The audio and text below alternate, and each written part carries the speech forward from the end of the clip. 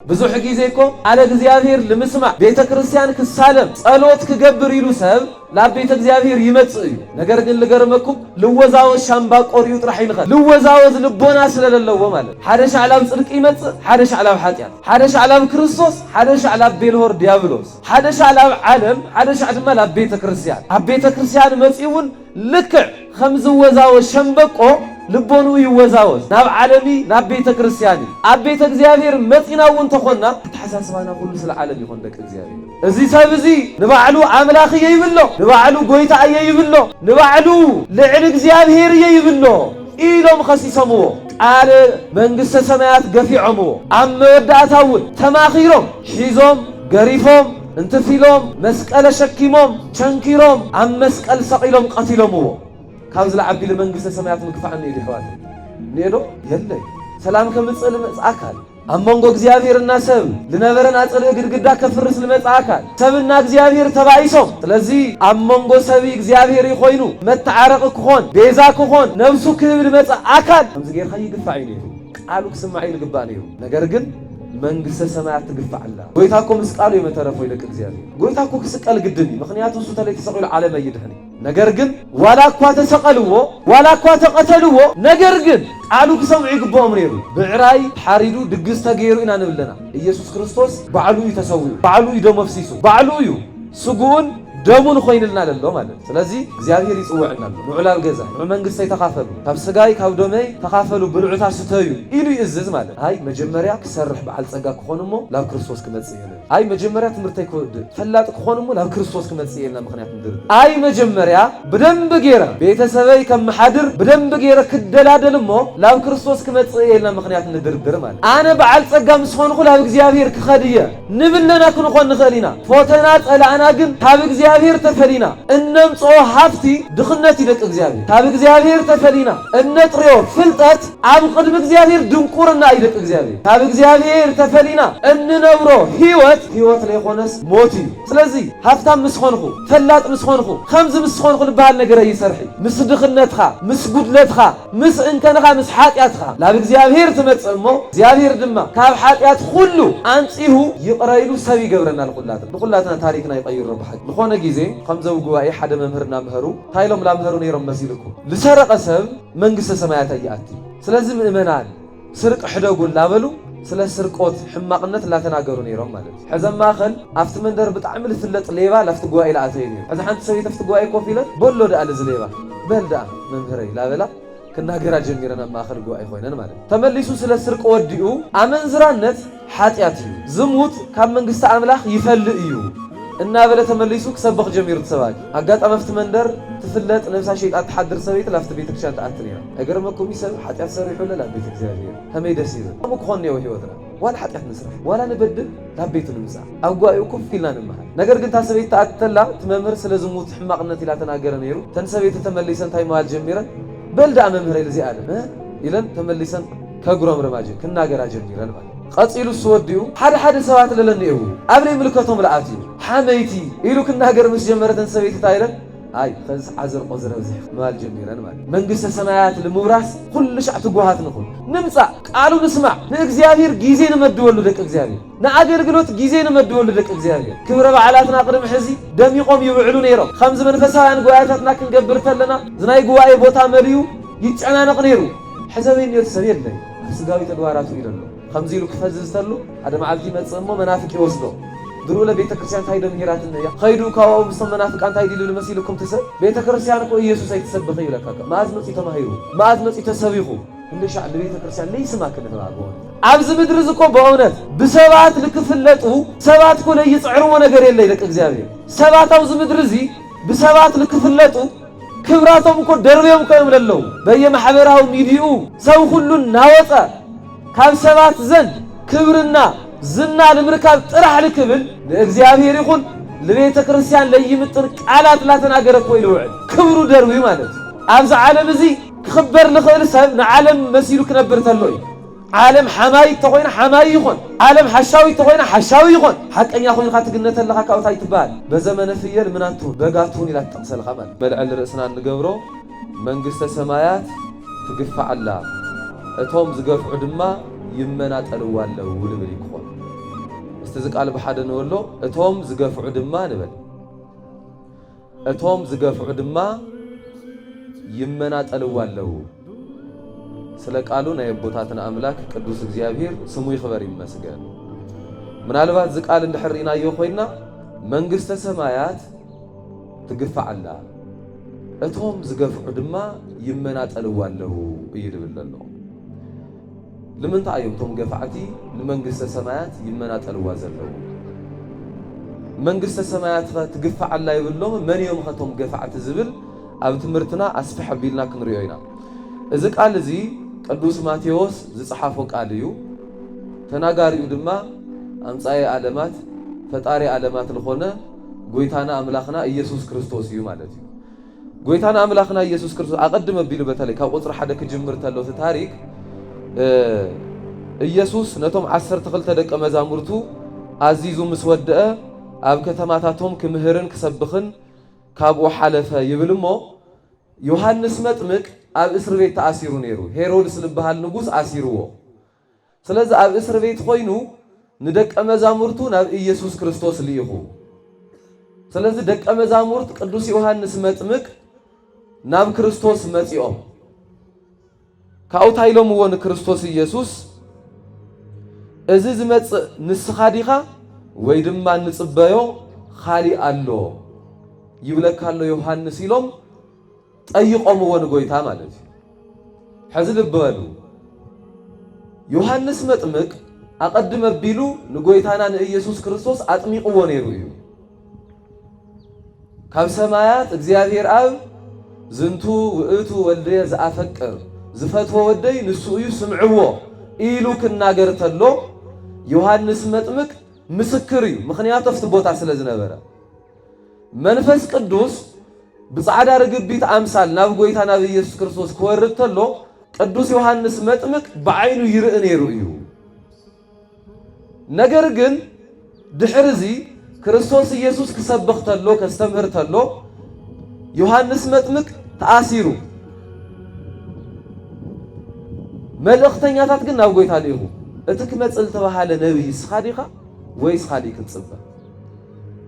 ከማን እንድሕርኢኹም ኮይንኹም ዮሐንስ ኣብ ወንጌሉ ፍልይ ቢሉ ዮሐንስ መጥምቅ ተናገሮ ቃል ይቀምጣልና ምዕራፍ 1 ማለት ነዋ በጉ ለወልደ እግዚአብሔር ዘያህት ኃጢአት ዓለም ኃጢአት ዓለም ይቅረለብ ኃጢአት ዓለም ለስተስሪ ናይ እግዚአብሔር በጊዕ እንሆ ኢሉ ትመሲል እቲ ክውለድዩ አምላክ ሰብ ክኾን ይተባሂሉ ካብ ድንግል ማርያም ክውለድ ይተባሂሉ ለተነገረሉ አምላክ ወልደ አምላክ ኢየሱስ ክርስቶስ ንሱ ምዃኑ መስኪርሉ ነይሩ እዩ ነገር ግን ተመሊሱ ካብ እስር ቤት እንደቀ መዛሙርቱ እቲ ክመጽል ተባሃለ ስኻዲኻ ወይ ስኻዲ ክንጽበይሉ ጠይቁ ዋ ታይ ማለት እዩ ምናልባት ሓደ መናፍቃን ሕዋት ታይውሉ እዮም ዮሐንስ ላብ እስር ቤት ምስዓቴስ ኣብ ክርስቶስ ለለዎ ነገርስ ተጠራጢሩ ኢሎም ልናገሩ በጣም ብዙሓት እዮም እስር ቤት ምስዓቴስ ናይማን ኸስዱዩ ትነጥመቕዎ ናይማን ትነብይ ድዩ ናይማን ክርስቶስ ኢየሱስ ድዩ ኢሉሲ ተጠራጢሩ ኢሎም የምለምህሩ ልገርመኩ هم ቅድስ ቤተ ክርስቲያን አስተምህሮት ግን ዮሐንስ መጥምቅ ኢየሱስ ክርስቶስ ወን ተኾነ ካብ ነቢያት ለዓቢ ነቢ እዩ ኢሉ ለተመስከረሉ ቅዱስ ስለለኾነ ጠፊዎ ይኾነ ነገር ግን ታይ ማደል ዮሐንስ ታይ ማደል እንድሕሪልና ኮይና ትምኽንያታ እዩ እቶም ደቀ መዛሙርት ናይ ቅዱስ ዮሐንስ መጥምቅ በክርስቶስ ከአምኑ ግድን እዩ ዕዝራይ ዮሐንስ መጥምቅ ማለት ቅድም ክርስቶስ ምምጽኡ ብጣዕሚ ልፍለጥ ለነበረ ሰብ እዩ ዓብይ ነብይ እዩ ክርስቶስ ወን ባዕሉ ካብ ነቢያት ለዓቢ ነብይ ኢሉ ገሊጽዎ ኢለሎ ስለዚህ እቶም ደቀ መዛሙርት ንዓኣቶም ካብ ክርስቶስ ንላዕሊ ዮሐንስ መጥምቅ ይዓውይ ንዓኣቶም ማለት ስለዚህ ክርስቶስ ዓብይ ምዃኑ ትክመጽል ተባሃለን መሲህ ትመድሓኒት ዓለም አምላክ ወልደ አምላክ ኢየሱስ ክርስቶስ ምዃኑ ክርድኡ ስለልደለየ ዮሐንስ መጥምቅ ታይሉ ልኢኽዎም ትክመጽል ተባሃለ ስኻዲኻ ወይ ስኻዲ ክንጽበ ኢልኹምሲ ጠይቁዎ ኢልዎም ማለት እሳቶም ክርድኡ ስለልደለየ እዩ እምበር ኮን እሱ ቀዲሙ እቲ ናይ ዓለም ኃጢአት ለርሕቕ ይቅረለብል ናይ እግዚአብሔር በግዕ እንሆ ኢሉ ለመስከረሉ እዩ ነይሩ ጠፊው ይኾነ ማለት ነገር ግን ዮሐንስ መጥምቅ ክመውት እዩ ዮሐንስ መጥምቅ እውን ብስሩ መንገድ ጸራግ እዩ ከም ትፈልጥዎ መንገድ ጸራግ ማለት ብዙሕ ጊዜ ይንገር ያ ቤተ ክርስቲያንና ንኣብነት ሓደ ንጉስ ክመጽእ ተሎ ቅድሚት ኣዋጅ ልነገር ሰብ ነው ጥሩም ባላ ነፍሐ ንጉስ ይመጽእ ኣሎ እዩ ጎደናታት አስተኻኽሉ ትንጎበ ጠቕንዑ እላበሉ ትመንገዲ ክዘጋጀ ህዝቢ ንንጉስ ጽቡቕ ለኾነ አቀባበል ክገብረሉ ትንጉስ ብጽቡቕ ለኾነ መንገድ ንክጓዓዝ ልገብር መንገድ ጸራግ ልባሃል ቅድሚት ልኸድ ማለት ዮሐንስ መጥምቅ ኣብ ትንቢተ ኢሳይያስ ምዕራፍ 40 ቁጥር 1 ተሪኹም አዋጅ ነጋሪ ተዋሂሉ ልተነገረሉ ነቢይ እዩ ስለዚህ አቀዲሙ ቅድሚ ክርስቶስ መጺኡ ነሱ ወእመኑ ስመ ቀርበት መንግስተ ሰማያት ቀሪባ እያሞ ንስሐ እተዩ እናበለ ምእመናን ልቦንኦም ከቅንዑ መንገድ ልተባሃለ ልቦና አይደቅ እግዚአብሔር ስለዚህ ንክርስቶስ ቃሉ ክሰምዑ ምእንታን ትምህርቱ ክቅበሉ ምእንታን አቀዲሞም ልቦንኦም እናደልደሉ ካብ ትዕቢት ተርሒቆም በትሕትና ንክርስቶስ ንትንጉስ ልተባሃለ ንክቅበሉ ልገብር መንገድ ጸራግ እዩ ነይሩ ስለዚህ ና ክርስቶስ አምላክነት ጠፊኡ ይኾነ ነገር ግን እቶም ደቀ መዛሙርቱ ከአምኑ ምእንታን ኸም ኢሉ ይኽዎም ስለዚህ ናብ ኢየሱስ ክርስቶስ ኸይዶም ትክመጽል ተባሃለ ስኻሪኻ ወይስ ኻሊእ ክንጽበይሎም ማለት ክርስቶስ ድማ ታይልዎም ኸይድኩም እዚ ትሰምዕዎን እትርእይዎን ዘለኹም ንዮሐንስ ታይግበርዎ ንገርዎ ዕውራት ይርኡ ሓንካሳት ይኸዱ ለምጻማት ይነጽሁ ጸማማት ይሰምዑ ምውታን ይትንስኡ ድኻታት ወንጌል ይብሰሩ አለው ኢሉ ተናገሩ ስለ ቃሉ ናይ ቦታትና አምላክ እግዚአብሔር ይኽበር ይመስገን ልገርመካቱ ዘውዝለሎ ቃል ኣብ ትንቢተ ኢሳይያስ ዝተነገረ ቃል ትመሲህ መጽኡ ልናገሮ ቃል ምዃኑ ይተሓቢሩ ጸኒሑ አቀዲሙ ማለት ስለዚህ ጎይታና ኢየሱስ ክርስቶስ ዘውዝለሎ ቃል ተጠቂሙ ለሎ ትመሲህ ባዕሉ ምዃኑ ክገልጽ ስለደለ እዩ ማለት ስለዚህ ዞም ሰባት እዚኣቶም ክርስቶስ ናየማን እቲ ክመጽል ተባሃለ መሲሕ ናይ ዓለም መድኃኒት ወልደ አብ ወልደ ማርያም ኢየሱስ ክርስቶስ ንሱ ምዃኑ አረድእዎም ማለት ክብር ምስጋና ለአምላኽና ይኹን ስለዚህ ድሕሪ እዚ እዩ ጎይታና ኢየሱስ ክርስቶስ ልኡኻት ዮሐንስ ምስ ኸዱ ትሎም ማዓንቲ መምህር ጌርናዮ ለለና ሓሳብ ይናገር ማለት እዩ ታይ ይብሎም ነቶም ህዝቢ ተመልከቱ እቶም ህዝቢ ንዮሐንስ መጥምቅ ንክኽተሉ ናብ ባህር ዮርዳኖስ ልኸዱ ናብ በረኻ ልኸዱ ሰባት እዩ ዮሐንስ መጥምቅ ኣብ እስራኤል ከም ዓብይ ልተኸበረ ሰብ ተገይሩ ከም ዓብይ ነቢይ ተገይሩ ኢሉ ይሰድ ነይሩ ስለዚህ ክርስቶስ ታይልዎም እንታይ ክትሪኡ ናብ በረኻ ወጻእኹ ብንፋስ ነነው ዝብል ሻምበቆ ድዩ ኢልዎም ናብ በረኻ ወፂኹም ልነበርኹምሲ ታይ ክትሪኡ ስለልደለኹም እዩ ብንፋስ ንልወዛወዝ ሻምበቆ ክትሪኡ ኢልኹም ዲኹም ኸይድኹም ነይርኹም ኣይኾነይ ንመን እዮም ክሪኡ ኸይዶም ነይሮም ነቲ ነቢይ ልኾነ ዮሐንስ መጥምቅ እዮም ክሪኡ ኸይዶም ነይሮም ይጥይቖም ኣሎ እዩ ሻምበቆ ዲኹም ትሪኡ ኸይድኹም ነይርኹም ንምንታይ መሲልኩም ዘውዝለሎ ቃል ጎይታ ልጥቀምለሎ ዞም ሰባት እዚኣቶም ዮሐንስ መጥምቅ ንስሓ እተው ኢሉ አቀዲሙ ሰቢኽዎም ስለልነበረ ትቃልሱ ኣየተግብርዎ ኢለለዉ ስለዚህ ሻምበቆ ዲኹም ትሪኡ ኸይድኹም ነይርኹም ና ነቢይ ቃል ይኹንኹም ኢዲኹም ትሰምዑ ኸይድኹም ነይርኹም ኢሎም ለሎ ብዙሕ ጊዜ እኮ ቃለ እግዚአብሔር ልምስማዕ ቤተ ክርስቲያን ክሳለም ጸሎት ክገብር ኢሉ ሰብ ላብ ቤተ እግዚአብሔር ይመጽእ እዩ ነገር ግን ልገርመኩም ልወዛወዝ ሻምበቆ ሪኡ ጥራሕ ይልኸድ ልወዛወዝ ልቦና ስለለለዎ ማለት ካብ ኃጢአት ልረሓቐ ልቦና ስለለለዎ ማለት ሓደ ሻዕላብ ጽድቂ ይመጽእ ሓደ ሻዕላብ ኃጢአት ሓደ ሻዕላብ ክርስቶስ ሓደ ሻዕላብ ቤልሆር ዲያብሎስ ሓደ ሻዕላብ ዓለም ሓደ ሻዕ ድማ ላብ ቤተ ክርስቲያን ኣብ ቤተ ክርስቲያን መጺውን ልክዕ ከም ዝወዛወዝ ሸምበቆ ልቦኑ ይወዛወዝ ናብ ዓለሚ ናብ ቤተ ክርስቲያን ኣብ ቤተ እግዚአብሔር መጺና እውን ተኾና ኣተሓሳስባና ሁሉ ስለ ዓለም ይኾን ደቂ እግዚአብሔር ልወዛወዝ ሸምበቆ ዲኹም ትሪኡ መጺኹም ኢልዎም ክርስቶስ ቀጺሉ ድማ እንታይ ደኣ ክትሪኡ ወጻኹ ብቐጭን ክዳውንቲ ዘጌጸ ሰብ ቀጭን ክዳውንቲ ዝኽደኑስ እንሆ ኣብ ኣብያተ ነገስታት አለው ቀጭን ክዳን ማለት ነገስታት ልኽደንዎ ጽቡቕ ለኾነ ክዳን ማለት እዩ ልመልክዐ ክዳን ማለት ስለዚህ ጽቡቕ ክዳን ተኸደነ ሰብ ዲኹም ክትሪኡ መጺኹም ኣይኾነይ ጽቡቕ ክዳን ተኸደኑ ናይ ነገስታት ክዳን ተኸደኑማ ኣብ ኣብያተ ነገስታትኩም እኮ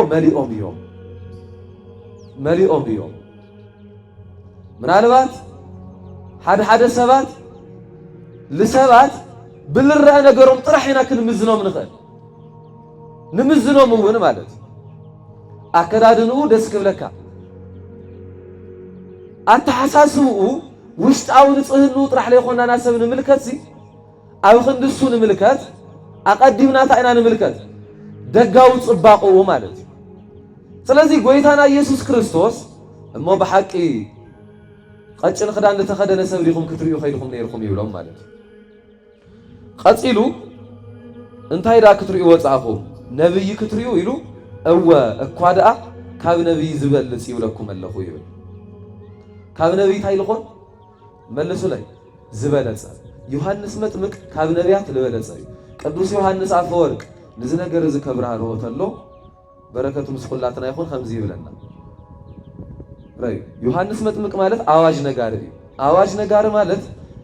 ምስ ንጉስ ጽቡቕ ለኾነ ቀረቤታ ነይዎ ልዕልቶም ካልኦት ሓሻኽር ማለት ምኽንያቱ ካብ ንጉስ እዩ ቃል ይሰምዕ እሞ ኸይዱን ህዝብ ልእውጅ ማለት ብኻሊእ ኣባህላ ናይ ንጉስ ኣፍ እዩ ማለት ስለዚህ ዮሐንስ መጥምቅ ናብ ክርስቶስ ልቀረበ ሰብ ነበረ ምኽንያቱ አዋጅ ነጋሪ እዩ እሞ ይብለና ስለዚህ ዮሐንስ መጥምቅ ካብ ነቢያት ለዓበየ ነይሩ ካፍቶም ኣብ ብሉይ ኪዳን ተላዒሎም ዝነበሩ ቅዱሳን ነቢያት እንብሎም በቅዱስ ቤተ ክርስቲያን እናስተምሮ ተላዓበየ ደረጃ ልዋው ዮሐንስ መጥምቅ ምኽንያቱ አዋጅ ነጋሪ ስለለኾነ ፍጹም ብድንግልና ብንጽህና ልነብር ልነበረ አርአዩ ኤልያስ ገይሩ ልነብር ልነበረ እትክመጽ ዳግማይ ኤልያስ ልባሃል ልነበረ ዮሐንስ መጥምቅ ነይሩ መጽሐፍ ቅዱስ ክናገር ተሎ ስለ ዮሐንስ መጥምቅ ልምገቦ ምግቢ ናይ በረኻ አንበጣ መዓር ጸዴንያ ነይሩ ልኽደኖ ክዳን ድማ ጸጉር ግመል ነበረ ይብለና ጸጉር ግመል መቸም ካብ ጭሩ ከባቢ ወይ ኣብ ዘዋኑ ከባቢ ጸጉር ክግነዮ ይልኽእል ስለዚህ እሱ ይልኽደን ነይሩ ከምኡውን ኣብ በረኻ ልግና አንበጣ ልባሃል ምግቢ ተኽሊ ይበልዕ ነይሩ ማለት እዩ ኣነባብሩ ፍጹም ብህትውና ልተመልኦ እዩ ነይሩ ኣብ ዘመነ ብሉይ ብህትውና ነይሩ እዩ ኢልና ኦርቶዶክሳውያን ክነምህር ልገበረና ካብቶም ምኽንያታት ሓደ ዮሐንስ መጥምቅ እዩ ነይሩ ማለት ስለዚህ ዮሐንስ መጥምቅ ፍጹም ብድንግልና ልነብር ሙሉእ ሰውነቱን እግዚአብሔር ሕሊፉ ለሃበ ሰብ ስለልነበረ ዘብዝለሎ ሰብ ካብ ነቢያት ታይ ልኾን ተባሂሉ ለዓበየ ተባሂሉ ማለት እዩ ጎይታ ቀጺሉ ዝተናገሮ ነገር ለደንቕ ነገር ነይሩ አንስቲ ካብ ዝበለድኦም ካብ መጥምቅ ዮሐንስ ዝዓቢ ሓደ እኳ ከም ዘይተንስአ ብሓቂ ይብለኩም ኣለኹ ይብል ራይ አንስቲ ካብ ዝወለድኦም ኣብዚ ምድሪ ዝካብለለው ሰባት ብፍላይ ክሳብ ዮሐንስ መጥምቅ ዝነበሮ ዘመን ማለት እዩ ምናልባት ድሕሪኡ ብዙሓት ቅዱሳን ስለዝተለዓሉ ክሳብ ሻዓይቱ ዘመን ግን ልገረመካቱ ከም ዮሐንስ መጥምቅ ዝበለ ሰብ የተወለደ አንስቲ ካብ ዝወለድኦም ከም ዮሐንስ ዝበለ የለይ ተባሂሉ ድሕሪኡ ግን ጎይታ ከምዚ ኢሉ ይናገር ልብ ንበልቅ እግዚአብሔር ኣብ መንግስተ ሰማያት ግና እቲ ካብኡ ዝንእስ ይዓብዮ ይብለና ኣብ መንግስተ ሰማያት ግና እቲ ካብኡ ዝንእስ ታይ ይብሎ እዩ ይዓብዮ ልብ በሉ ዮሐንስ መጥምቅ ካብ ኩሉ ታይ ዝበለ ኢልና ለዓበየ እዩ አንስቲ ካብ ዝወለድኦም ኣብዚ ምድሪ እዚ ተወሊዶም ኢልና ንገልጾም ሰባት ኩሎም ዮሐንስ መጥምቅ ብንጽህና ብቅድስና ይዓብዮም እዩ ነገር ግን ኣብ መንግስተ አምላክ ኣብ መንግስተ ሰማያት እትና መንግስተ ሰማያት ንእሽተን እንብሎ ሰብ ወይ እውን ኣካል ንዮሐንስ መጥምቅስ ይዓብዮ እዩ ብኸመይ ታኾይኑ ለዓብዮ እንድሕሪልና ኮይና ክልተ ምኽንያት ሊቃውንት ቤተ ክርስቲያን ይቐምጡ ሓደ ዮሐንስ መጥምቅ ገና ብሂወት ስለለሎ ሰብ ፍጻሙ ከይረኻ ኣይትፈርድ ይብሎ ኔና ዶ ብሓደ ፍጻሙ ከይረኻ ታይ ትገብሮ ለኣብነት በየገዳማቱ ብጣዕሚ ብዙሓት ብፁዓን ኣቦታት እኔው ኣጋንንት ለውፁ ተፈላለየ ተኣምራት ዝገብሩ ንምእመናን እናመኸሩ እናጽናዕንዑ ህይወቶም ክስተኻኸል ዝገብሩ ኣቦታት ክህሉ ይኽእሉ እዮም እከለ ልበሃል ኣቦ ብፁዕ እዮም እከለ ልበሃል ኣቦ ቅዱስ እዮም እናበልና ንምስክረሎም ኢና መብዛሕተና እዞም ኣቦታት እዚኣቶም ግን ገና ጉዮኦም የወዱ ደቂ እግዚአብሔር መጨረሻውም ገና ይለሎ ንዑዮም ወድ ሰብ ፍጻሙን ትጽብቕ ሰናይ እዩሞ ንኹላትና ፍጻመና ይጸብቀልና አላ ወለ ቦታት ንምርቆና ሰብ ጽቡቕ ይኸዲ ሞ መጨረሻ ስለልፈርሶ ማለት መጨረሻ ስለልበላሽዮ ማለት ስለዚህ ዮሐንስ መጥምቅ ገና በህይወት ስለለሎ ዋላ ብፁዕ ተኾነ ዋላ ቅዱስ ተኾነ እቶም መንግስተ ሰማያት ብምእታይ ለረጋገጹ ሰባት ታይብልዎ እዮም ይበልጽዎ እዮም ትናይ መንግስተ ሰማያት ንይሽተን ለሎ ማለት ናብነት ንሕና ይግበሮሞ እግዚአብሔር ይፍቀዶሞ በክርስቲያናዊ ህይወትና ጸኒዕና እንደምንም ይልና ዋላ ሽልኹልኽ ኢልና መንግስተ አምላክ ተአቲና ማለት እዩ ግልጽ ዲ ዋላ ህምላ አቦና ገብረ መንፈስ ቅዱስ ህምነቦና ተክለ ሃይማኖት ተለይኾና በቃ ሽልኹልኽ ኢልና ዋላ እንተስ ብናይ ጸሎት ቅዱሳን እንተስ ብናይ ክርስቲያናት ሕብረት ልግበር ጸሎት ላብንስሃ በቂዕና በቃሉት ሓቲምና መንግስተ አምላክ ተአቲና ና መንግስተ ሰማያት ንይሽተን ክንኾኒና ማለት እዩ በኻሊ አባላ ና መንግስተ ሰማያት ንይሽተን ማለት እሱ እዩ ደረጃ ንዩ ቅዱስ ካብ ቅዱስ ይተዓባበይ ጻድቅ ካብ ጻድቅ ይተዓባበይ ደቂ እግዚአብሔር ምኽንያቱ ንሕልሕዱ ናይ ባዕሉ ዋጋሲ ክህቦ እየ ይብል መጽሓፍ ታል ገበርና ያ ኩላ አያ ትፍደየና ማለት ብዛል ሰራሕና ያ ቁጽሪ ኃጢአት በአን ፍደ ቅጽዓት ብዛል ሰራሕና ያ ቁጽሪ ጽድቅውን በአውን መንግስተ ሰማያት ትኽፈለና ማለት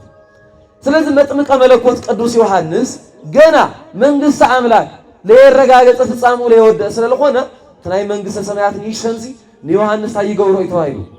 ያዓዊ ኔና ድና በሓደ እግዚአብሔር ምስኹላትና ይኹን ተኻልአይ ድማ ይብሉ ሊቃውንት ዮሐንስ መጥምቅ ዋላ እኳ ብንጽህና በቅድስና አዋልድ ካብ ወለዶኦም ዓብይ ተኾነ ልበለጸ ዋላ ተኾነ ነገር ግን መንግስተ ሰማያት ገና ለደቂ ሰባት ይተዋሃበት ምክንያቱ ጎይታ ኢየሱስ ክርስቶስ ገና ይተሰቀለይ አይሞተይ ካብ ሞት ማእኸል እውን ገና ይተልዓለ ይለሎ መንግስተ ሰማያት ለደቂ ሰባት ገና ይተዋሃበት ይለላ ስለዚህ ታይልብለሎ ዮሐንስ መጥምቅ ናቡሊ ኪዳን ሰብ ስለለኾነ ጸጋ ተዋሂቦም ብክብሪ ብዙሓት ሰባት ኣብ ዘመነ ሐዲስ ቅዱሳን ክለዓሉ ስለልኽእሉ ንሳቶም ሲ ክበልጽዎ ይኽእሉ እዮም ኢሎም አቦታት ይትርጉምዎ ማለት እዩ ናይ መጥምቀ መለኮት ቅዱስ ዮሐንስ በረከት ረድኤት ምስኹላትና ይኹን እዋ ላፍትና ትምህርትና ርእስ ክንኸድ ምስዓትና መንጽር ማለት እዩ ቀጺሉ ታይብል ካብ ዘመን መጥምቅ ዮሐንስ ክሳዕ ሎሚ መንግስተ ሰማያት ትግፋዓላ ይብል ረአዩ መጥምቀ መለኮት ቅዱስ ዮሐንስ አንተውታ ይለኩም መንገድ ጸራጊ ይለኩም ወሎ እስቲ መንገድ ጸራጊ በሉ መንገድ ጸራጊ በሉታ መንገድ ጸራጊ እዩ ንጉስ ይመጽእ ሎ ንጉስ ትመጽእ ተሎ ቅድሚት ላኸደ መንገድ ለዘጋጂ ሰብ ይድልልና ኢና መጥምቀ መለኮት ቅዱስ ዮሐንስ ንጉስ ክርስቶስ መጽኡ ቃል እግዚአብሔር ክዘርእ ንጉስ ክርስቶስ መጽኡ ለምእመናን ወንጌል ክሰብኽ እዩ ነጻነት ክህብ እዩ ስለዚህ ልዘውዝለሎ ቃለ ወንጌል ልቅበል ልቦና ደቂ ሰባት ክህልዎም ይግባእ ማለት እዩ ስለዚህ ቅዱስ ዮሐንስ መጥምቅ ናይ ደቂ ሰባት ልቦና ልክዕ ከም ልሙዕ ሓመድ ለስሊሱ ተለሳሊሱ ክጸንሕ እሞ ክርስቶስ መጽኡ ቃለ ወንጌል ክዘርእ ተሎ ፍረከፍር ግቡእ ስለለኾነ መንገዲ ይጸርግ ነይሩ አነ ብማይ ንንስሓ የጥምቐኩም ኣለኹ ትድሕረይ ልመጽእ ግን ንሱ ካባይ ዓብሊፁ ይዓቢ መፍትሒ ጫምኡ እውን ክሽከምለይ ይግበአኒ ይብል ዮሐንስ መጥምቅ ማለት እዩ ስለዚህ መንገዲ ጸራጊ እዩ ነይሩ ስለዚህ ዮሐንስ መጥምቅ ካብ ዝነበረሉ ጊዜ ሰዓት እዩ ክሳብ ኢየሱስ ክርስቶስ መንግስተ ሰማያት ታይ ትኾንላ ኢልና ጎይታና ኢየሱስ ክርስቶስ እስቲ ትግፋዓላ በሉ ልገርመኩም መንግስተ ሰማያት ሕዝለኩ አትግፋዓላ ሕዝለኩ ብዙሓት ሰባት ከም ልሓድግዎ ኣለዉ መንግስተ ሰማያት በመጽሐፍ ቅዱስ ክልተ ዓይነት ትርጉም ነው ወደቅ እግዚአብሔር ተና መጀመሪያ መንግስተ ሰማያት ልበሃል እቲ ተስፋ ንገብሮ ምድረ ርስትና ንብሎ ጽድቅ ተሰሪሕና ኣብ መወዳእታ ቅድመ ዓለም ምፍጣረ ልፈጠርኽዎ መንግስተይ ንዕቡረስ ኢሉ አቱና አቦይ ብሩኻት ኢሉ ለእትወና ምድር ንብሎ መንግስተ አምላክ ነው ቀጺሉ ድማ መንግስተ ሰማያት ልበሃል ኢየሱስ ክርስቶስ እዩ መንግስተ ሰማያት አበይኒአ ኢሎም ትጥይቁት አለው ደቀ መዛሙርቱ ክርስቶስ ታይል መልስሎም ነይሩ መንግስተ ሰማያት አምንታይኒያ አም ማእኸልኩም እኒ አይልዎ ምክንያቱ መንግስተ ሰማያት መን ስለልኾነ ኢየሱስ ክርስቶስ ስለዝኾነ ማለት ስለዚህ መንግስተ ሰማያት ትግፋዓላ ገፋዓትን ንመን እዮም በተዘመን እሱ ለነበሩ መምህራን አይሁድ ፈሪሳውያን ካህናት አይሁድ ሰዱቃውያን ዘመው ዘለለው ለመንግስተ ሰማያት ልገፍዑ ነይሮ ክርስቶስ ቃለ ወንጌል ለደቀ ሰባት ክሰብኽ ተሎ ነፃነት ለደቀ ሰባት ከብስር ተሎ ንሳቶም ይቃወሙ ነይሮ እዚ ሰብ እዚ ንባዕሉ አምላኽ ይብሎ ንባዕሉ ጎይታ ይብሎ ንባዕሉ ልዕል እግዚአብሔር ይብሎ ኢሎም ኸሲሰምዎ ቃል መንግስተ ሰማያት ገፊዖምዎ ኣብ መወዳእታውን ተማኺሮም ሒዞም ገሪፎም እንትፊሎም መስቀል ሸኪሞም ቸንኪሮም ኣብ መስቀል ሰቂሎም ቀቲሎምዎ ካብ ዝለዓቢ ለመንግስተ ሰማያት ምግፋዕ ነይዱ ሕዋተይ ነይዶ የለይ ሰላም ከምጽል መጽአካል ኣብ መንጎ እግዚአብሔርና ሰብ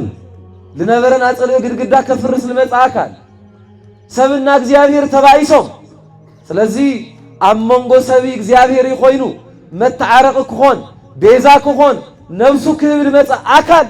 ከምዚ ጌርካ ይግፋዕ ነይሩ ቃሉ ክስማዕ ይግባእ ነይሩ ነገር ግን መንግስተ ሰማያት ትግፋዕላ ጎይታኮ መስቃሉ የመተረፈው ይደቅ እግዚአብሔር ጎይታኮ ክስቀል ግድኒ ምክንያቱ እሱ ተለይ ተሰቂሉ ዓለም ይድህኒ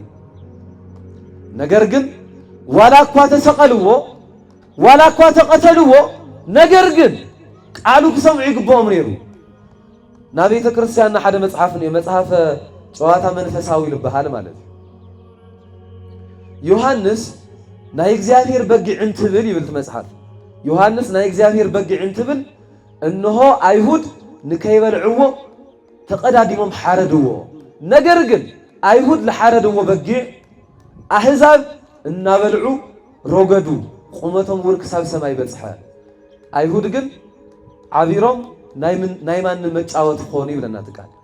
ስለ ቃሉ እግዚአብሔር አምላክ ናይ ክብር ይመስገን ረይዎ በጊዕ ፋሲካ ክርስቶስ ተሓሪዱ አይሁድ ሓረድ ትረይዎ ሓሪዶም ግን እሳቶም የተመገቡ ወይ ለተመገቡ ኻልኦት ንሕና አይና ስጉን ደሙን ለተመገብና በስጉን በደሙን ለተሓተምና በርባዓን በሰማንያን ለተጠመቅና ቃሉ ንሰምዕ ቃሉ ሰምዒና ኣብ ተግባር ንነውዕል ክርስቲያናት ማለት አይሁዳውያን ግን ሓሪዶም ተበጊዕ ፋሲካ የተመገቡ ወይ አይተጠቀሙልኝ ቃሉ አይሰምዑ ወይ ደቅ እግዚአብሔር ስለዚህ መንግስተ ሰማያት ለገፍዑ ተመና መጀመሪያ አይሁዳውያን ነይሮም እቶም ሰቀልት ነይሮም ሱጥራህ ይኾነ ነገስታት ከይተረፉ እነ ጲላጦስ እነ ሄሮድስ ናይ ኢየሱስ ክርስቶስ አምላክነት በግልጽ ወለል ሊሉና ተራእዮም ነገር ግን ንሳቶም መንግስተ ሰማያት ገፊዖም ሰቂሎም ቀቲሎም መንግስተ ሰማያት ገፋዕት ነይሮም ንሱ ጥራህ ይኾነ ቃለ ወንጌል ሐዋርያት ናብ ዓለም ብሙሉእ እናዘሩ ክሰብኩ ተለው ንሐዋርያቱን ብሰይፍ ክሳዶም ይቆርጽዎም ነይሮም መንግስተ ሰማያት ምግፋዕ ማለት እዚ ደቅ እግዚአብሔር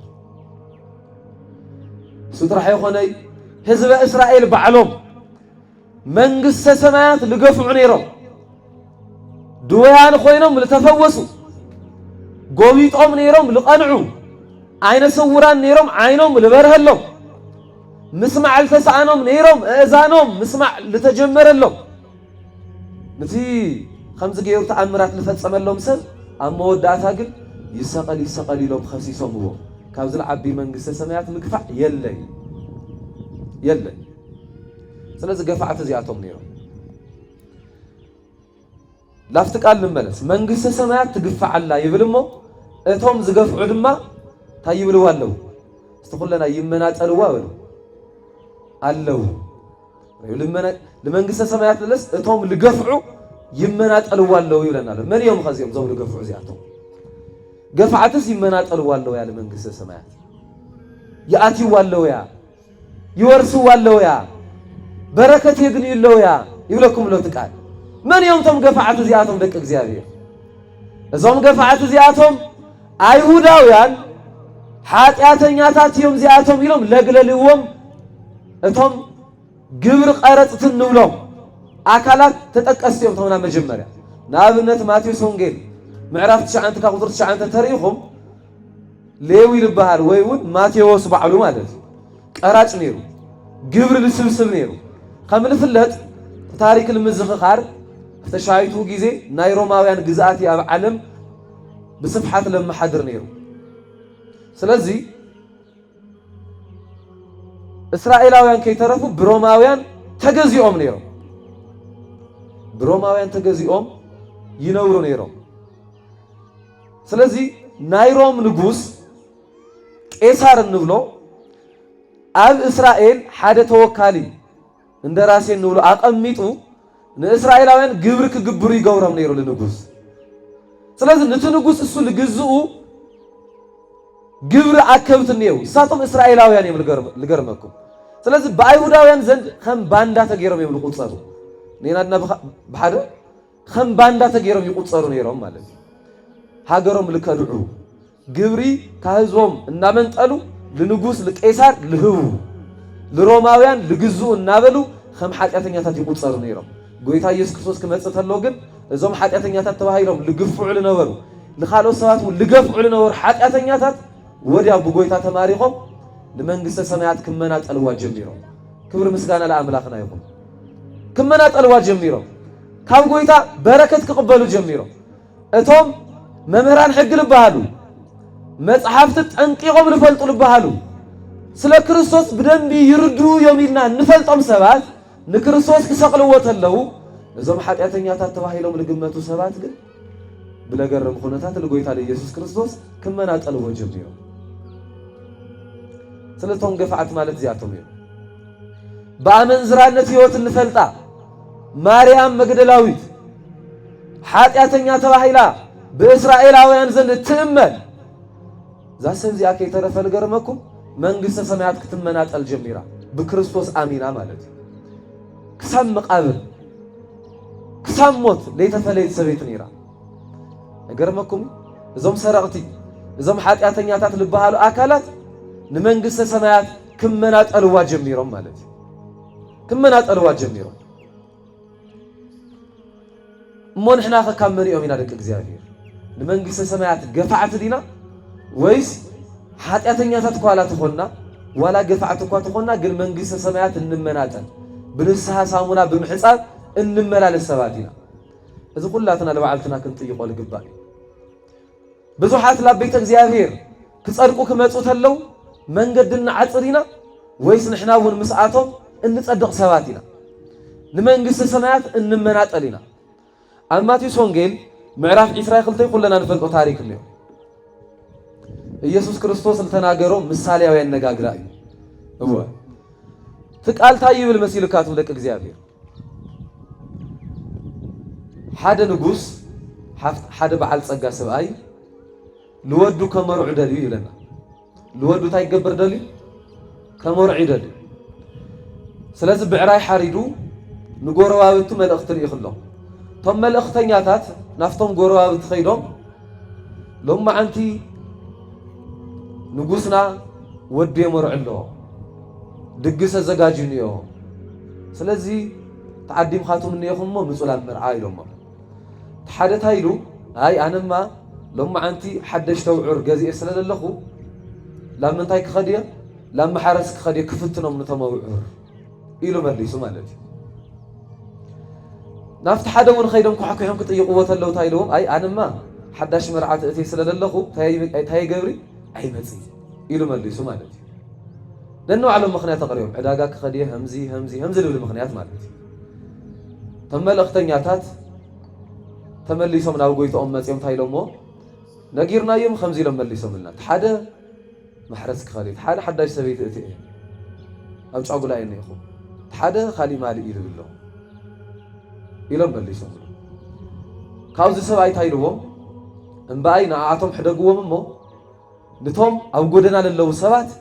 مرعات تصوعكم من يخم مو مصو تتصرقا لقنكم مو لخونه يكون سب نقروهم وحيزكم مو مصلح تقلا توحيلهم مالتي شيلهم نتفت قدنا لقنا يوسد نجوس قويتانا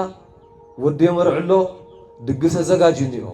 سلازي تصوع خاتكم من يخم نعتوا هيلو كلهم خدانهم قيرهم لمرعى لخون نجر الزجاجيم لما انت آتيهم مالتي لافت داس آتيهم مالتي لافت داس آتيهم تنجوس بتماخل داس ብሉዕታ ስተይታ ላበለክ መላለስ ጀሚሩ ሓደ ግን ናይ መርዓ ክዳን ለይገበረ ሰብሲ ኣብ ምንታይ ነይሩ ይብለና ኣፍቲ ዳስ ተገንዩ ስለዚ ነዚ ሰብ እዚ ጎይታ ንምንታይ ናይ መርዓ ክዳን ለይገበርካ መጺኻ ኢሉ እዚ ሰብ ዘውፅዎሞ ናብ ጸለማት ደርብይዎ ኣብኡ ምብካይን ምሕርቃ መስናንን ክኸውን እዩ ኢሉ ትንጉስ አዚዙ ማለት እዩ ደቂ እግዚአብሔር እዚ ምሳሌያዊ አነጋገር ንጉስ ለተባሃለ ወዱ ለመርዓ ለተባሃለ እግዚአብሔር አብ እዩ ወዱ ለመርዓ ለባሃለ ለመን እዩ እግዚአብሔር ወልድ ኢየሱስ ክርስቶስ እዩ ብዕራይ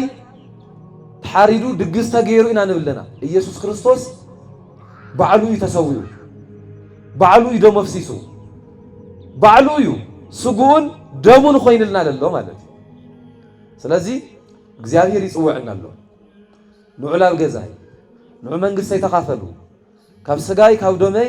ተካፈሉ ብልዑታ ስተዩ ኢሉ ይእዝዝ ማለት ነገር ግን መብዛሕተና ምኽንያት ኢና ንድርድር ተሓደታ ኢሉ ኢልና ኣነ ማሕረስነይኒ ኣይመጽ ሓዳይ ሰበይት እትየ ኣይመጽ ኣነ ዕዳጋ ክኸድየ ኣይመጽ ልክዕኸሙ ኣብዚ ምድሪ ዘለና ሰባት ልገርመኩም ክንዲ መንግስት ኣምላኽ ለመውራስ ንመንግስት ሰማያት ለምግናይ ክንድን መናጠል አይ መጀመሪያ ክሰርሕ በዓል ጸጋ ክኾንሞ ላብ ክርስቶስ ክመጽእ የነብል አይ መጀመሪያ ትምርተይ ክወድ ፈላጥ ክኾንሞ ላብ ክርስቶስ ክመጽእ የልና ምኽንያት ንድርድር አይ መጀመሪያ በደንብ ገይረ ቤተሰበይ ከመሓድር በደንብ ገይረ ክደላደልሞ ላብ ክርስቶስ ክመጽእ የልና ምኽንያት ንድርድር ማለት ክርስቶስ ከታ ይገብር ይመስለኩም ደቂ እግዚአብሔር ይጽበየና ሞ እንድሕር አቢና ዮ ማለት ለአና ሕድ ገቢሉ ንቶም ኣመንዝራታት ኢልና ንሓስቦም ንሕና ሓጢአተኛታት ኢልና ንሓስቦም ንሕና ንቶም ቃለ ወንጌል ለይበጽሖም ኢል ለለው አካላት ቃለ ወንጌል ክዝራእ ይገብርሞ ንዓቶም መንግስተ ሰማያት ክመናጠሉ ይገብሮም ማለት ንቶም ገፋዓት ኢልና ንሓስቦም ማለት ንዓቶም ይለልዕል ንሕናማ ገፊዕናዮ ከመንግስተ አምላኽ ስለዚ ካፍቶም ንመንግስተ ሰማያት ገፊዖም ለሓደጉ ለይኾናስ ካፍቶም መበርኻ ላይ ልጠቀስናዮ ዋላ በደለኛታት ትኾና ዋላ ኃጢአተኛታት ትኾና ምስ በደልና ምስ ኃጢአትና መንግስተ ሰማያት ለምምንጣል ላብ ቤት ኩሉ ሻዕ ክንመጽእ ምኽንያቱ ኣነ በዓል ጸጋ ምስ ኾንኩ ላብ እግዚአብሔር ክኸድየ ንብለና ክንኾን ንኽእሊና ፎተና ጸላእና ግን ካብ እግዚአብሔር ተፈሊና እነምጽኦ ሃፍቲ ድኽነት ይደቅ እግዚአብሔር ካብ እግዚአብሔር ተፈሊና እነጥርዮ ፍልጠት ኣብ ቅድሚ እግዚአብሔር ድንቁርና ይደቅ እግዚአብሔር ካብ እግዚአብሔር ተፈሊና እንነብሮ ህይወት ለይኾነስ ሞት እዩ ስለዚ ሃፍታም ምስ ኾንኩ ፈላጥ ምስ ኾንኩ ከምዚ ምስ ኾንኩ ልበሃል ነገር ይሰርሒ ምስ ድኽነትኻ ምስ ጉድለትኻ ምስ እንከንኻ ምስ ኃጢአትኻ ላብ እግዚአብሔር ትመጽእ እሞ እግዚአብሔር ድማ ካብ ኃጢአት ሁሉ አንጽሁ ይቕረይሉ ሰብ ይገብረና ንኹላትና ታሪክና ይቀይሮ በሐቂ ፍጹማን አይኾንና ሎማ አንቲ ህንጸተ ቤታ ኢልና ኢና ነኽብር ቤተ ክርስቲያን ተሃኒጻ ተመስሪታ ላበልና ነኽብር ይናወል ልገርመኩም ክርስቶስ ለቤተ ክርስቲያን ካህንጽ ተሎ ቤተ ክርስቲያን ክትምስረት ክገብር ተሎ لمرصم سبات لب يلكم تاريخهم هو بتعمل تنعقو سبات يوم نيرو نابنت حواريات 10 تخلتهم تاريخهم من غليلا سبات يوم نيرو بايهوداوያን ዘንድ بتعمل تنعقو ናገጠር سبات ገና ላይ ማዕበሉ ለይፈልጡ ህግ አይሁድ በደንብ ገይሮም ለየጽንዑ ተባይለው ተንዓቁ سبات يوم نيرو ምናልባት ካባቶም ይሽተ ስልጥን ለበለሰብ ልባሃል ነበረ ብናይ መተሐሰሰው ይሁዳ እዩ ሉላይ ነሐዋርያት ይንዕቆም ነይሩ أنا كود كتما إلى بلا مالت يلقرمكم أنا كوي فلت يا جل لا بلا مالت لو حرقني أقول كتوم متفلت ويتعبيت لا بتاعي بالجورك راي بطرس يلخم يوحنس يلخم أندرياس يلخم برتلوميوس يلخم ناتنايل يلخم فيليبوس يلخم 10 تخلتهم هواريات ناي قليلا سبات يوم نيرم لقرمكم من الوقت الجايهود هم اللي ناتنايل لولو التمهارك على تنور ما أخل لمزعقنا هم يوم نيرم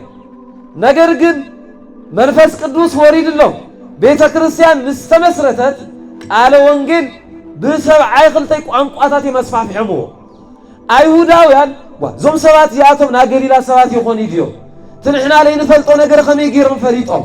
ከመይ ገይሮም ተረዲኦም ኢሎም ከግሮምርሙ ጀሚሮም ክግረሙ ጀሚሮም ምክንያቱ እግዚአብሔር ታሪክ ስለልቀይሩ ቅዱስ ጳውሎስ ልዩ ዋላ ድኻታት ተተዋሃልና ለብዙሓት በዓል ጸጋታት ንገብር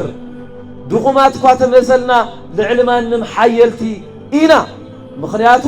ሓይልና ሃፍትና ጉልበትና መን ስለልኾነ ይብሉ እግዚአብሔር ስለልኾነ ስለዚህ ልክ ጊዜ መንግስተ ሰማያት ልምምንጣል ላቤቱ ኩሉ ሻዕ ክነቕንዕ ክንኽእል እንኤ ምስ ሓጢያትና ምስ በደልና ምስ በደል ምስ ሓጢያት እግዚአብሔር ተቀቢሉ እዩ ካብ ሓጢያትና ኩሉ አንጽዩ ይቕረይሉ ላም መንግስቱ ብቑዓት ክገብረና ልኽእል አነ ሓጢያተኛ አየላበልና አነ ይግበአኒ ይላበልና ካብ መንግስተ ሰማያት እላርሓቅና ኢና ንኸደቅ እግዚአብሔር ላም መንግስተ ሰማያት ተገባአና ክንኾን ናይ ግድን ላቤቱ ኩሉ ሻዕ ክንመላለስ ይግበአና ማለት ይግበአና እዚ የተመሰረታው ነገር ለኾነ ጊዜ ከምዘው ጉባኤ ሓደ መምህርና መህሩ ታይሎም ላምህሩ ነይሮም መሲልኩም لسرق سب منجس سمايات يأتي سلازم إيمانان سرق حدا يقول لابلو سلاز سرقوت حماقنة لا تناقرون يروم مالت حزم ما خل أفت من در بتعمل ثلث ليبا لفت جوا إلى عتينير حزم حنت سويت أفت جوا كوفيلا بولو ده على زليبا بلدا ممهري لا بلا كنا جرا جميرنا ما خل جوا إخواننا مالت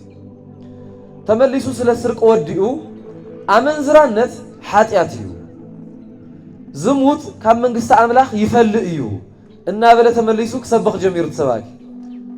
أقات أمفت مندر تفلت نفسها شيء أتحضر سويت لافت بيتك شانت أنتنيرا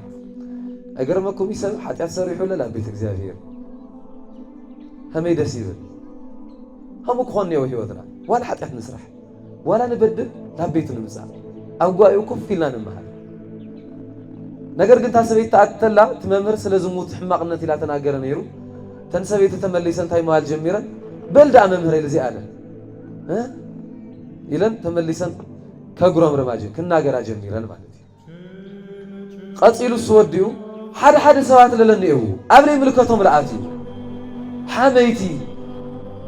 إلو كنا غر مس جمره تنسوي تايلن اي خز عذر عذر وزيخ مال جميرا مالتي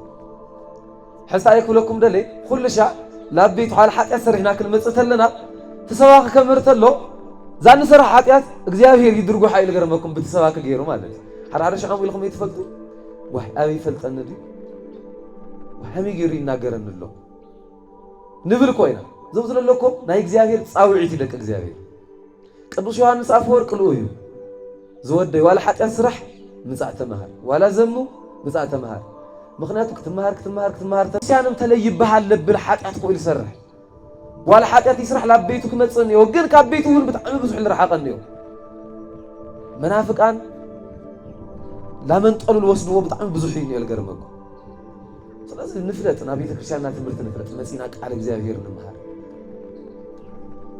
መንግስተ ሰማያት ለመውራስ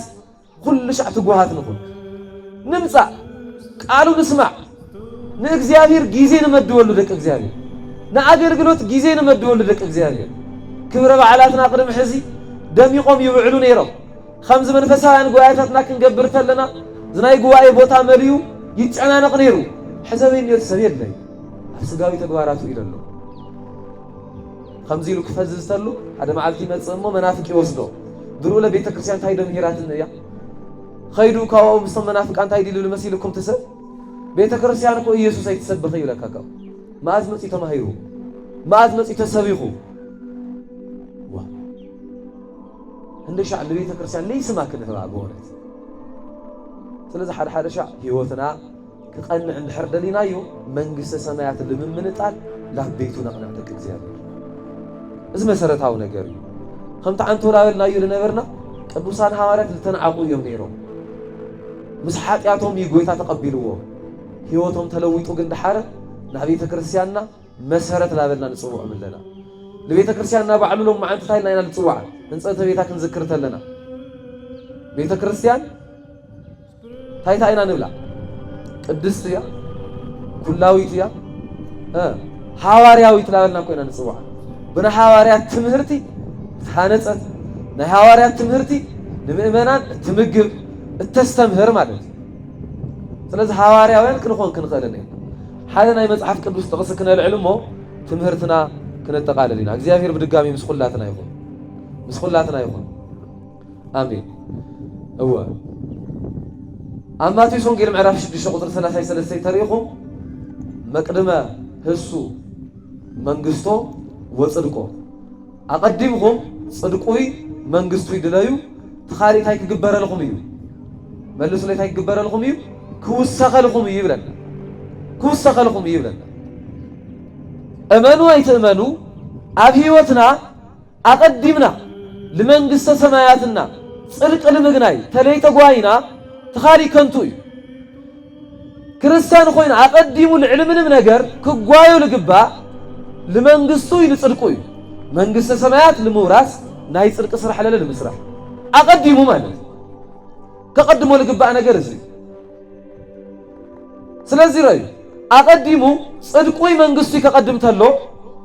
ናይ እግዚአብሔር ሰናይ ለኾነ ተግባራት ክገብር ተሎ እቲ አው ክበጽሕ ላይ ይግባ ነገር ለኻሎት እንድሕር ላይ ይብጽሕ ኮይኑ እሱ ጥራሕ ይኾነ አባዕሉ ክግበረሉ ልደልዮ ነገር ንኻሎት ውን ልገብር እንድሕር ኮይኑ ዝሰብዚ ብናየማን ጽድቁይ መንግስቱ ይደልዩ ስለለሎ እግዚአብሔር ለለ ትንሕና እንደልዮ ክብር ዓለም ትንሕና እንደልዮ ገንዘብ ትንሕና እንደልዮ ዝና ትንሕና እንደልዮ ሃፍቲ እግዚአብሔር የጎናጽፈና ማለት እሱ ከሆነ ነው ኣብዚ ምድር ዝኮ በእውነት ብሰባት ልክፍለጡ ሰባት ኮለ ይጽዕርዎ ነገር የለ ይልቅ እግዚአብሔር ና ኤፌሶን ቤተክርስቲያን አብራ ዮሐንስ ምዕራፍ 2 ቁጥር 1 ትርዩ ተለኹም ግብርኻ ጻዕርኻ ትዕግስትኻ ይፈልጦ እየ ይብል استقلنا ذكالو لست جبرخا بلو تعجزتخا صعرخا يفلطويا يجرمكم دق እግዚአብሔር تعجزتنا صعرنا جبرنا ولا مسنك حاتياتنا زان فصمان يشتن صدقنا እግዚአብሔር ዕብይ ይልፈልጣ አጥብቁ ይልፈልጣ ለይፈልጥ አምላክ የሆነ ይለልና እንፍጽሞ ሕድሕድ ነገር ተረዲኡ لقبل عملك لنا دك እግዚአብሔር ሰባታው ዝምድርዚ በሰባት ልክፍለጡ ክብራቶም እኮ ደርቤም ከይምለለው በየማህበራው ሚዲኡ ሰው ሁሉ ናወጣ ካብ ሰባት ዘንድ ክብርና ዝና ለምርካብ ጥራህ ለክብል ለእግዚአብሔር ይሁን ለቤተ ክርስቲያን ለይምጥን ቃላት ላተናገረ እኮ ይልውል ክብሩ ደርቢ ማለት አብዛ ዓለም እዚ خبر لخير سب نعلم مسيرك نبر تلوي عالم حماي تقوين حماي يخون عالم حشاوي تقوين حشاوي يخون حق أن يأخذ خاتك النت اللي خاك أو تاي تبال بزمن فير مناتون بقاتون إلى تقصل خمال أيقرمكم لو يقدس باولوس أنا العالم عالم لا أية هاي لبلتيا لموتتيا لتسقلتيا لبلاد الله مالتي አገልገለ እግዚአብሔር ሱርህ ላባረከሉ ይነበር ትምርት ለሎሰ እግዚአብሔር ላገለገለ እግዚአብሔር ለትምርት ላባረከሉ ይነበር ምስ እግዚአብሔር መንባር ማለት እዚህ ማለት ስለዚህ መንግስት አምላክ ንምርካብ መንግስት አምላክ ንምውራስ ሁላትና ክንጓዬ ክንخእልንና ማለት ይሞ ስለ ቃሉ ናይ ቦታትና አምላክ ቅዱስ እግዚአብሔር ስሙ ተኸበረ ይተመስገነ ይሁን